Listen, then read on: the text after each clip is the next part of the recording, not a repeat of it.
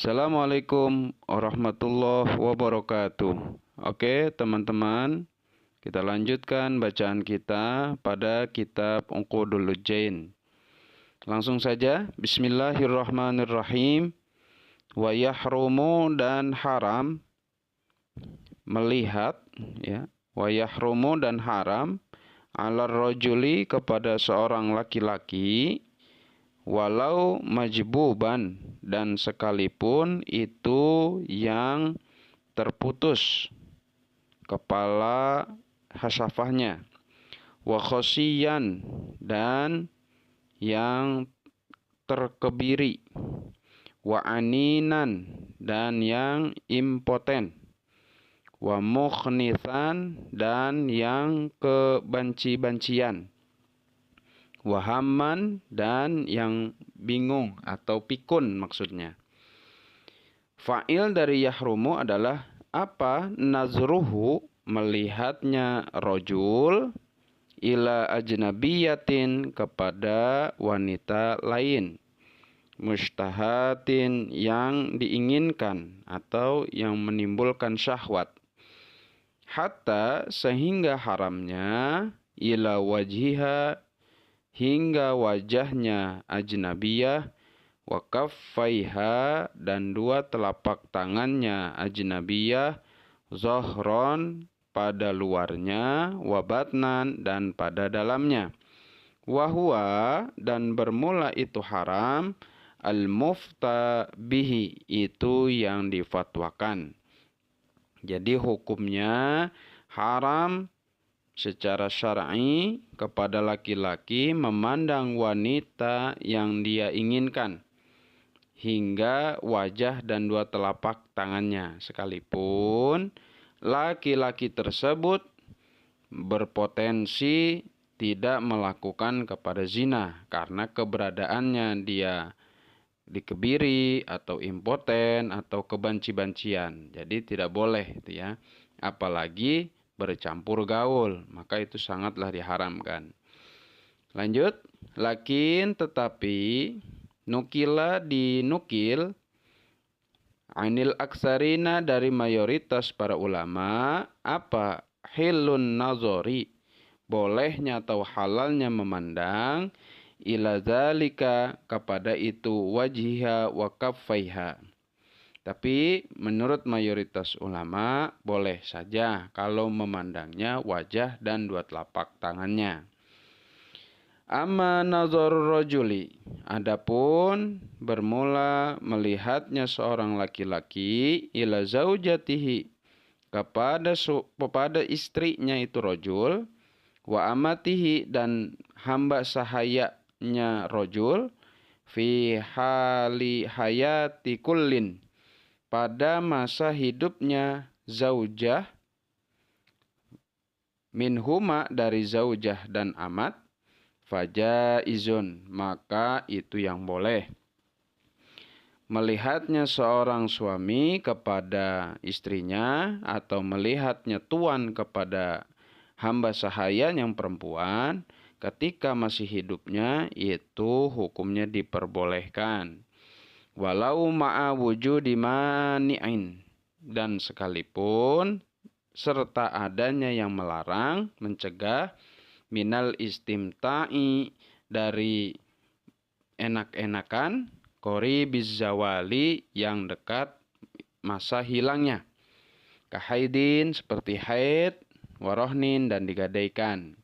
Maksudnya, boleh saja seorang suami melihat istrinya sekalipun ada yang dilarang. Mana? Yaitu ketika istrinya haid, tidak boleh istimta, tapi memandang mah boleh. Atau tuannya memandang kepada hamba sahayanya ketika digadaikan, itu pun boleh. Lakin tetapi, yukrohu, dimakruhkan, apa? Nazrul farji, melihatnya kemaluan, hatta min nafsihi, sehingga dari dirinya rojul. Hukumnya melihat kemaluan adalah makruh, tapi sebagian ulama menyebutkan haram pula. bila hajatin, yang mana melihat kemaluannya tanpa ada kebutuhan. Bikhilafil mani'i, berbeda dengan yang mencegah, albati izzawali, yang lama hilang masa pencegahannya. Contohnya ka'ani'taddat, seperti bahwa iddah siapa azzaujatu, seorang istri, an syubhatin, dari wati syubhat. Contohnya seperti suami istri, kemudian si istrinya itu melakukan zina, yang mana zinahnya itu tidak secara terang-terangan. Dikira itu suaminya, padahal itu orang lain. Karena beberapa alasan. Nah, itu namanya wati syubhat. Nah, kendati pun wati syubhat, maka dia wajib iddah. Masa tunggunya harus ada. Dan itu kan membutuhkan waktu yang lama untuk menjadi halalnya. Makanya disebut bati izzawal, penghalang yang lama hilangnya, yaitu 4 bulan 10 hari. Ketika keadaan istri seperti itu, fayahrumu, maka haramlah apa an-nazru, memandang, ilama, kepada sesuatu, baina surrotiha, antara pusatnya zaujah, warukbatiha, dan dua lututnya zaujah. Maka tidak boleh memandang bagi seorang suami kepada istrinya yang sedang iddah daripada wati syubhat, antara pusar dan lututnya nggak boleh dilihat. Duna ghairihi, tidak haram untuk selainnya suami, zauj. Contohnya kal maharimi, seperti mahramnya, maka tidak apa-apa, yaitu hak mahramnya. Terlihat pahanya tidak apa-apa. Wal amati al muzawwajati, dan hamba sahaya yang dikawin, itu pun tidak apa-apa. Kemudian apabila kita melamar, bagaimana hukum melihat wanita yang akan kita nikahi? Amman nazaru, adapun bermula memandang. Li ajlin nikahi, karena ingin dinikahi. Faya juzu, maka itu boleh. Apa an-nazar, melihatnya. Ilal wajhi wal kafaini faqat, kepada wajah dan 2 telapak tangan saja. Minal hurrati, dari wanita yang merdeka. Wa ilama, dan memandang kepada sesuatu, ada yang selain ma baina surrati, antara pusar, warukbati, dan lutut, minal amati, dari seorang amat. Tapi kalau kita mau menikahi amat, maka yang tidak boleh dipandang adalah lutut sampai pusar. Itu tidak boleh.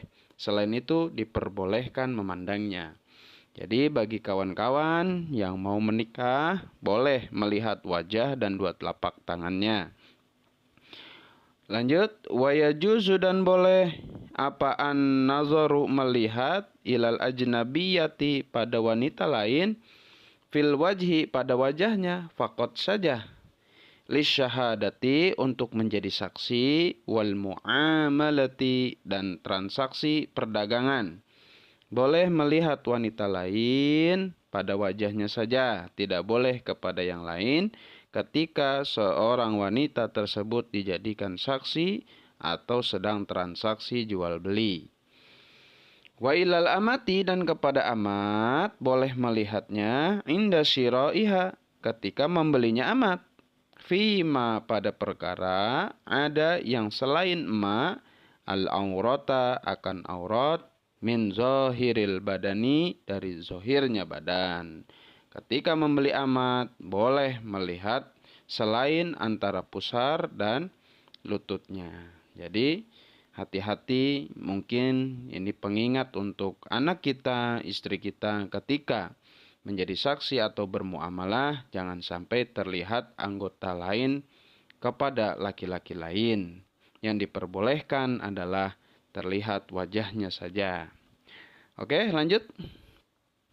Wa yajuzu, dan hukumnya boleh, apa an-nazaru, melihat, ilal ajnabiyati, kepada wanita lain, Wamas suha, dan memegangnya ajnabiyah, memegangnya wanita lain, tujuannya lil mudawati, untuk mengobati, fil mawadi'i, pada tempat-tempat, allati yahtaju, yang membutuhkan man, seseorang, ilaiha, kepada mudawah, walau farjan, dan sekalipun itu kemaluannya. Hukumnya boleh melihat kepada wanita orang lain atau wanita lain yang bukan mahram. Bahkan menyentuhnya juga boleh. Tapi tujuannya, ingat, untuk mengobati pasien. Yang mana mengobatinya pada tempat yang dibutuhkan untuk diobati. Sekalipun itu kemaluan. Seperti halnya melahirkan. Nah, itu boleh. Boleh-boleh saja. Tapi syaratnya, satu, bisyarti huduri man, dengan syarat hadirnya orang, yamna'u, yang mencegah, man al-khalwata, akan menyepi, min mahromin, yakni dari mahram, wa nahwihi, dan seumpamanya mahram. Satu, syaratnya ada mahram yang membarengi sehingga dia tidak bisa berduaan. Nah, contoh seorang dokter dengan pasien, jangan sampai dokter laki-laki dan pasien perempuan hanya berdua di dalam kamar, kamar rawat atau kamar pengobatan. Tapi harus ada orang yang membarenginya. Satu. Yang kedua, wa bisyarti faqdi jinsi mu'alijin, dan dengan syarat ketiadaan jenis yang mengobati. Karena yang kedua ini syaratnya karena tidak ada dokter wanita. Maka selama ada dokter wanita, maka bagi wanita haruslah berobat kepada wanita lagi. Laki-laki harus kepada laki-laki lagi. Gitu. Kalau sudah tidak ada, maka diperbolehkan. Lanjut, wa yajuzu, dan boleh juga apa an-nazaru, melihat, ilaiha, kepada ajnabiyah, kepada wanita lain. Aidan juga li ta'limil wajibi, untuk mengajarkan yang wajib, faqat saja. Alaiha, kepada ajnabiyah. Kama, sebagaimana keterangan qala, yang telah berkata hu, akan ma, siapa as-Subki, Imam as-Subki, wa ghairuhu, dan selain as-Subki. Selanjutnya, boleh juga memandang wanita lain yang mana tujuannya adalah untuk mengajarkan perkara yang wajib. Mana yang perkara yang wajib bagi wanita? Yaitu pertama, mengenalkan wudu, mengenalkan adus, mengenalkan sholat, mengenalkan tentang haid, nifas, wiladah, dan lain sebagainya. Nah, dan berikut puasa dan mengqodho sholat. Nah, itu adalah hal-hal yang wajib dipelajari oleh wanita. Maka apabila wanita tersebut belajar tentang yang wajib, bolehlah ia memandang seorang laki-laki. Itu menurut Imam Subki dan imam yang lainnya.